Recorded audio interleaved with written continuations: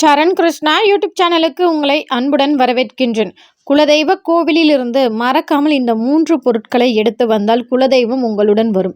அது என்ன பொருள், ஏன் எதற்காக எடுத்துட்டு வரணும் அப்படிங்கிறத பற்றி தான் இந்த வீடியோவில் தெளிவாக நம்ம பார்க்க போகிறோம். நம்ம சேனலில் உள்ள வீடியோவை ஃபஸ்ட் டைம் நீங்கள் பார்க்குறீங்க அப்படின்னா மறக்காமல் நம்ம சேனலை சப்ஸ்கிரைப் பண்ணி வச்சுக்கோங்க. நம்ம சேனலில் தொடர்ந்து குலதெய்வ பதிவுகள், ஆன்மீக தகவல்கள் வந்து கொண்டே இருக்கும். வாங்க வீடியோக்குள்ளே போகலாம். குலதெய்வ கோவிலுக்கு செல்லும்போது கண்டிப்பாக குலதெய்வத்திற்கு பிடித்த ஒரு சில வழிபாடுகள் செய்யணும். அதில் முதல் வழிபாடு குலதெய்வத்திற்கு படையல் போட்டு வணங்குவது. நீங்கள் அசைவ படையல் போட முடியலைனாலும் நீங்கள் போகிறப்ப ஒரு பொங்கல் வைத்து சுவாமிக்கு படையல் போட்டு வணங்க வேண்டும். அடுத்தது அங்கே பெண் தெய்வம் உங்களுக்கு குலதெய்வம் அப்படின்னா அங்கே சூலாயுதம் இருக்கும். அதே மாதிரி ஆண் குலதெய்வம் அப்படின்னா அருவாள், ஈட்டி இது போன்ற கூர்மையான ஆயுதங்கள் இருக்கும். அந்த ஆயுதத்திற்கு எலுமிச்சம் பழத்தை காணிக்கையாக கொடுக்க வேண்டும். அதாவது அந்த கூர்மையான இடத்துல எலுமிச்சம்பழத்தை குத்த வேண்டும். அது எதற்காக அப்படின்னு பார்த்தீங்கன்னா, நம்ம முன்னோர்கள்லாம் பார்த்தீங்கன்னா நம்ம குலதெய்வ எல்லையில் அசைவ படையல் வைத்து ஆடு வெட்டி கோழிலாம் வெட்டி அதை சொந்த பந்தத்தோட சமைச்சு போட்டு சாமி கும்பிட்டு வருவாங்க. அது குலதெய்வத்திற்கு ரொம்பவே சந்தோஷமாக இருக்கும். நம்மளால் அதை செய்ய முடியாத போது, என்னால் முடியலம்மா இந்த காவை நீ ஏற்றுக்கோ, இந்த எலுமிச்சம் பழத்தை நீ ஏற்றுக்கொள் அப்படின்னு சொல்லி எலுமிச்சங்கனியை அந்த ஆயுதத்தில் குத்தும்போது அந்த தெய்வம் அதை மனதார ஏற்றுக்கொண்டு உங்களுக்கு அருள் பாலிக்கும். அதே மாதிரி 3வது விஷயம் என்ன அப்படின்னு பார்த்தீங்கன்னா, குலதெய்வ கோவிலுக்கு போகும்போது மாவிளக்கு போட்டு வணங்குவது. நம்ம மற்ற கோவில்களுக்கு செல்லும்போது நார்மலாகவே எல்லா கோவிலுக்குமே நம்ம விளக்கு ஏற்றி வழிபாடு செய்வோம். ஆனால் குலதெய்வ எல்லையில் வருஷத்தில் ஒரு தடவை அது மாவிளக்கு ஏற்றி வழிபாடு செய்யும்போது கண்டிப்பாக அது நம்ம குலதெய்வத்தின் அனுகிரகத்தை பரிபூர்ணமாக நமக்கு பெற்றுத்தரும்.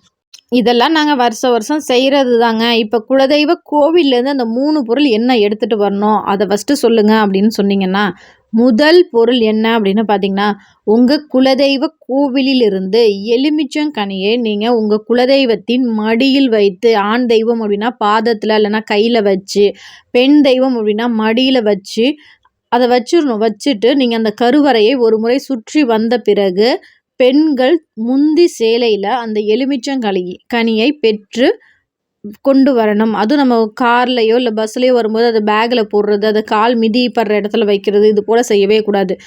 அதை எப்படி நம்ம பொக்கிஷமாக அதில் நம்ம குலதெய்வத்தின் சக்திகள் இருக்குது, அதை பொக்கிஷமாக நம்ம வீட்டில் கொண்டு சேர்க்கணும். அது நம்மளுடைய கடமை. அதனால் பொறுமையாக அதை பத்திரமா எடுத்துகிட்டு உங்கள் வீட்டில் பூஜை அறையில் வைக்கலாம். நீங்கள் பணம் வைக்கக்கூடிய இடங்களில் வைக்கலாம். நீங்கள் தொழில் செய்கிற இடத்துல தாராளமாக வைக்கலாம். இது போல் செய்யும்போது கண்டிப்பாக அந்த இடத்துல குலதெய்வத்தின் சக்தி நிறைவாக இருக்கும். இந்த எலுமிச்சங்கனியை உங்கள் வீட்டுக்கு நீங்கள் எடுத்துகிட்டு வர்றது அந்த குலதெய்வமே உங்களுடன் வருவதற்கு சமம். 2வது பொருள் என்ன அப்படின்னு பார்த்தீங்கன்னா, குலதெய்வத்தின் விபூதி குங்குமம். ஒரு சிலர்லாம் இப்போ பார்த்தீங்கன்னா கவர், அதாவது எல்லா கோவில்கள்லையுமே சுவாமி படம் போட்டு கவர் வச்சுருப்பாங்க. அந்த கவரை என்ன பண்ணுவாங்கன்னா 2 அப்படியே படுறவங்களுக்கு அப்படியே கொடுத்துருவாங்க. அந்த விபூதி அல்லாது உங்கள் குலதெய்வத்திற்கு ஆரத்தி காமிப்பாங்க. அதாவது சூடம் வச்சு சுவாமிக்கு ஆரத்தி காமிப்பாங்க பார்த்தீங்களா? அப்போ அந்த தட்டில் விபூதி குங்குமம் இருக்கும். அந்த நீங்கள் மடித்து உங்கள் வீட்டுக்கு எடுத்துகிட்டு வாங்க. ஏன்னா அந்த விபூதிக்கு அதீத சக்திகள் இருக்குது. ஏன்னு பார்த்தீங்கன்னா, ஒவ்வொரு முறையும் சுவாமிக்கு ஆராத்தி காமிக்கும்போது அந்த சுவாமியின் பார்வை அந்த விபூதி மேலேயும் குங்குமத்தின் மேலேயும் படும். அதை நமக்கு பிரசாதமாக நம்ம வணங்கும் போது அந்த குலதெய்வத்தின் பார்வைப்பட்ட விபூதி, குலதெய்வத்தின் சக்தி நிறைந்த விபூதி, அதை நம்ம பத்திரமா வீட்டுக்கு எடுத்துகிட்டு வர்றது நம்ம குலதெய்வத்தை வீட்டுக்கு அழைத்து வருவதற்கு சமம். என்னங்க ஒரு விபூதியில் இவ்வளவு இருக்கா அப்படின்னு கேட்டிங்கன்னா, கண்டிப்பாக இருக்குது. அதுவும் குலதெய்வத்தின் பார்வைப்பட்ட விபூதியை நீங்கள் எப்போதுமே நீங்கள் படுக்கும் அறையில் பத்திரமாக வைத்துக்கொள்ளுங்கள். உங்கள் வீட்டில் சின்ன பிள்ளைங்களாக இருக்கட்டும், இல்லை நமக்கே வெளியில் போயிட்டு ஏதோ ஒரு மன கஷ்டமாக இருக்குது, ஏதோ ஒரு மாதிரி இருக்குது, குழந்தைங்க திடீர்னு நைட்டு அழும்போது அந்த விபூதியை பூசி பாருங்கள். உங்கள் குலதெய்வத்தை மனதார வேண்டிக் கொண்டு அந்த விபூதியை பூசிட்டு, அதாவது கெட்ட கனவுகள்லாம் நிறைய பேருக்கு வரும். அப்படி கெட்ட கனவு எந்திரிக்கிறவங்க குழந்தைங்க திடீர்னு அழுதுகிட்டே இருக்கும். ஆனால் அந்த விபூதி பூசினதுக்கப்புறம் பாருங்கள், குழந்தைங்க அழுகையை நிப்பாட்டுவாங்க. உங்களுக்கு கெட்ட கனவு வராமல் நல்ல தூக்கம் வரும்.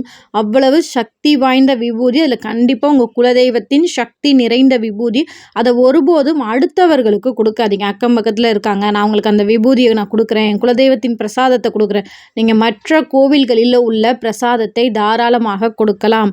ஆனால் குலதெய்வம் அப்படிங்கிறது உங்கள் குடும்ப தெய்வம். உங்கள் பங்காளிகளுக்கு கொடுக்கலாம், அல்லது உங்கள் உடன் பிறந்த சகோதரிகளுக்கு கொடுக்கலாம்.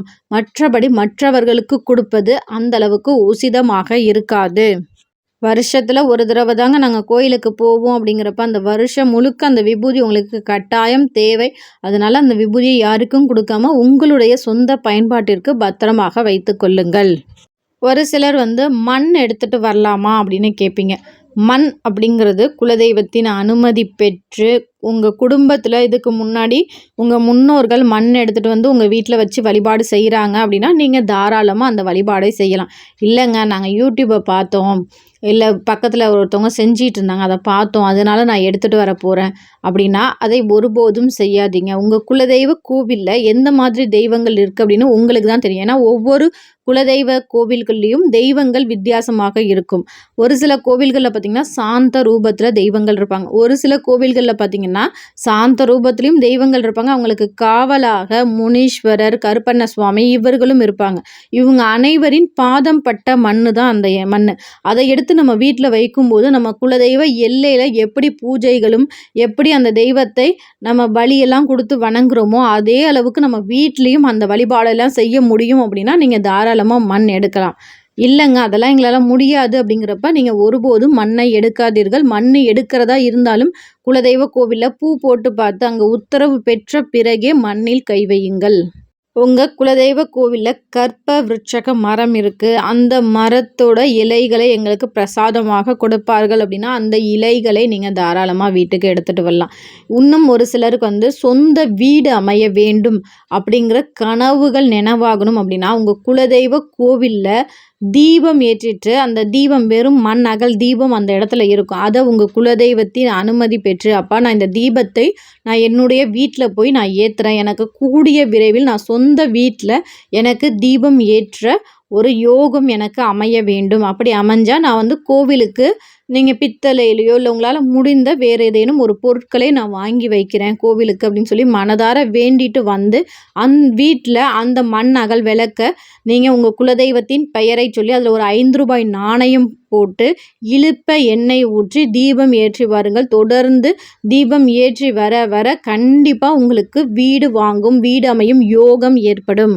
இந்த வீடியோ பார்க்குற உங்களுக்கு உங்கள் குலதெய்வத்தின் அனுகிரகம் வேணும் அப்படின்னு நினச்சிங்கன்னா ஓம் என் குலதெய்வம் நமக அப்படிங்கிற கமெண்ட்ஸை எங்களோட மறக்காமல் கமெண்ட் செக்ஷனில் ஷேர் பண்ணிக்கோங்க. தினமும் அன்றாடம் காலையில் எழுந்ததிலிருந்து நீங்கள் விளக்கு ஏற்றும் போது உங்கள் குலதெய்வத்தின் பெயரை உச்சரித்து கொண்டே இருங்க.